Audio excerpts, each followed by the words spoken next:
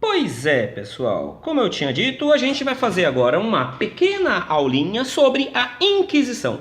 E aí, eu planejei com esses bonequinhos aqui que eu ganhei, tá? Eu ganhei, olha que legal, eu ganhei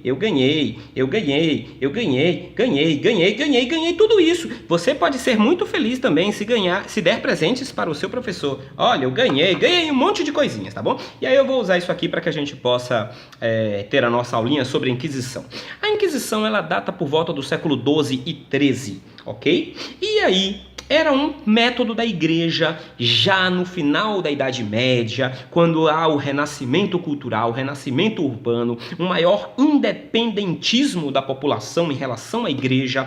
A igreja criava então métodos de fortalecer-se diante dessa sociedade. Nós temos as cruzadas, tá? Iniciadas também no século XIII pelo Papa Urbano II, e no século XI para o século XII, no século XII para o século XIII, nós temos a criação de uma metodologia de perseguição da igreja para poder descobrir quem estava errado e para manter os cristãos católicos unidos sobre uma doutrina, ok? Então, eles começavam a perseguir a população que era acusada de heresia. Heresia é o nome que a gente dá para o desvio da doutrina correta, o desvio da fé. Ok? E aí a gente vai falar um pouquinho sobre como funcionava esse tipo de coisa. Quem eram os perseguidos? Os perseguidos, em geral, começou-se com uma seita chamada albigense. Esses albigenses, eles tentavam voltar a um cristianismo lá do início da época dos apóstolos, tá? No século I. E eles questionavam muito as autoridades da Igreja Católica, as instituições, e diziam que o cristianismo deveria ser mais livre. Essas pessoas, em geral, não estavam ligadas à igreja. A Igreja Católica então começa a fortalecer mais o poder dela como instituição. Os bispos, os cardeais, os monges, o papa, eles passam a ter uma maior importância do que necessariamente as pessoas, ok? Então vamos lá. Como é que funcionava esse troço, né? O Tribunal do Santo Ofício, ele então não inicialmente perseguia as pessoas, mas ele chegava num lugar lá e aí, junto com a autoridade secular, tá? Com o rei, aí ele falava, ó, vamos avisar pro pessoal aqui, vai ser o Dumbledore, viu, gente? Embora Dumbledore era um bruxo, mas aqui ele vai fazer o papel de bispo inquisidor. Vamos avisar pro pessoal que durante 3 dias todos têm a liberdade de, por sua livre vontade, se autodeclarar acusado e culpado perante a Igreja Católica, para que a Igreja Católica possa dar a absolvição, dar o perdão. Ou quem quiser pode fazer denúncias de quem está cometendo algum erro, tá? E durante 3 dias era feito isso. E vale lembrar que as pessoas acusadas de heresia também perdiam os seus bens. Delas era retirado o seu dinheirinho, tá? E às vezes as pessoas que acusavam recebiam alguns privilégios, como o dinheirinho da pobre pessoa, tá? Então, as acusações às vezes eram constantes. Em geral, não se tinha muito método de verificar a veracidade disso. Mas é bom também lembrar o seguinte: o Tribunal do Santo Ofício, quando pegava alguém para verificar a heresia, nunca aceitava que a pessoa era inocente. Por quê? Porque quando o tribunal acusava, ele acusava em nome de Deus.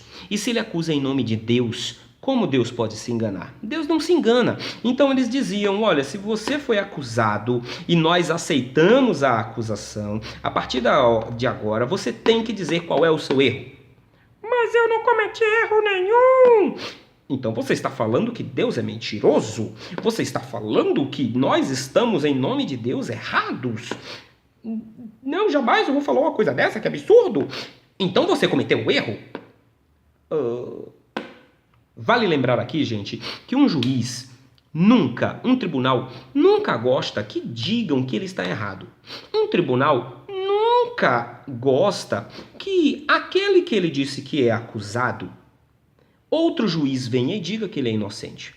Quando um outro juiz fala que o acusado que eu condenei é inocente, de certa forma o juiz que falou aquilo está dizendo que eu errei. Se isso for alguma coincidência com algo que aconteceu em nosso país recentemente, não é mera coincidência. É fato, nenhum juiz gosta que outro juiz diga que o que ele falou está errado, certo? Isso é fato. Não há ponto de, você está sendo a favor de fulano. Não, é fato, gente. Por favor, se eu digo que fulano está errado e você diz que ele está certo, o pessoal vai dizer, o Leandro errou. Então pronto, vamos lembrar o seguinte, todo ser humano tem seu orgulho e um cara que você fala, fulano errou. Não, você tá errado, ele não errou, ele tá certo. E, poxa, todo mundo vai ver que o juiz de certas instâncias, né? Ixi, o cara cometeu um erro. Puxa, como pode ele cometer um erro? Ele vai ser questionado.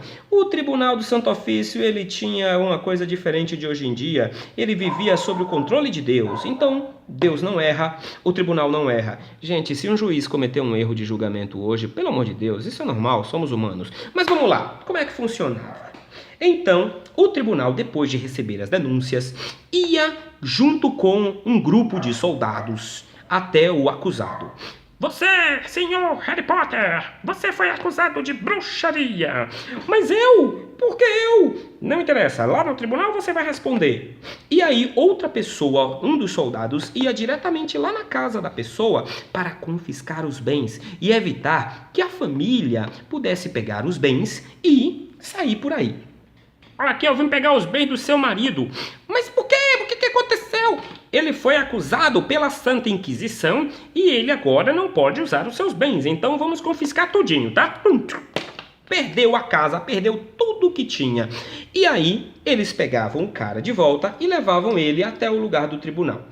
Em geral era um calabouço de algum palácio, ou era uma masmorra de algum palácio, um lugar onde pudesse esta pessoa ficar isolada, sem condições de conversar com ninguém, para pensar nos seus pecados. Senhor, o senhor está sendo acusado de ter cometido o pecado da bruxaria. O que tem a dizer sobre isto? Eu não sei.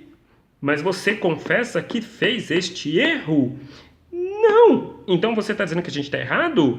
Quando a pessoa negava-se a aceitar, e em geral todo mundo negava, ou melhor, mesmo que a pessoa dissesse algo que a condenasse, o tribunal dizia, você confessou muito rápido. Você confessou porque você está errado mesmo ou você confessou porque você quer fugir da punição? Vamos deixar você pensando mais um pouquinho. Ou seja, mesmo que o cara dissesse que errou, ele poderia ser punido por ter tentado fugir do sofrimento, do castigo que ele vai receber.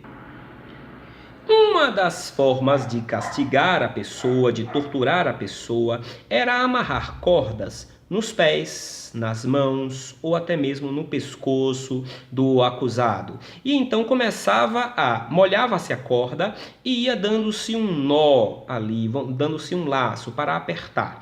Em geral, a Inquisição recomendava 5 voltas, a fim de apenas pressionar. O pé da pessoa ficava roxo, mas não haveria danos eternos, danos permanentes. Eterno, pelo amor de Deus. Contudo, afirma-se que muitos tinham seus ossos dilacerados pelas cordas, porque não havia, na verdade, um desejo que a pessoa ficasse calminha, na boa, né? Queriam forçar a tortura. Outro método de tortura era enfiar o cara dentro da água para ver se ele, perdendo um pouquinho do ar, ele poderia confessar ou gotejar água no seu nariz, tá? Também dizia que alguns acusados chegaram a morrer por causa das gotinhas. Então a pessoa nessa situação toda era obrigada às vezes a confessar. E quando ela finalmente confessava, e se confessava arrependida, então eles pronunciavam uma sentença. Já que você errou, você vai ter que pagar um pato. Às vezes a pessoa era obrigada a usar uma roupa a vida toda, um manto com a cruz escrito herege arrependido, coisas nesse sentido. Mas quando a pessoa cometia um erro muito grave, ela era entregue ao braço secular. Ele fez pacto com o capeta! O Darth Vader é o capeta, tá?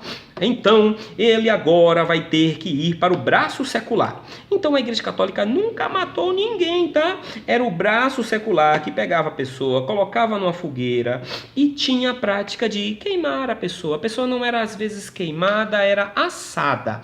O cara que ia queimando a pessoa, às vezes, queimava o rosto inicialmente,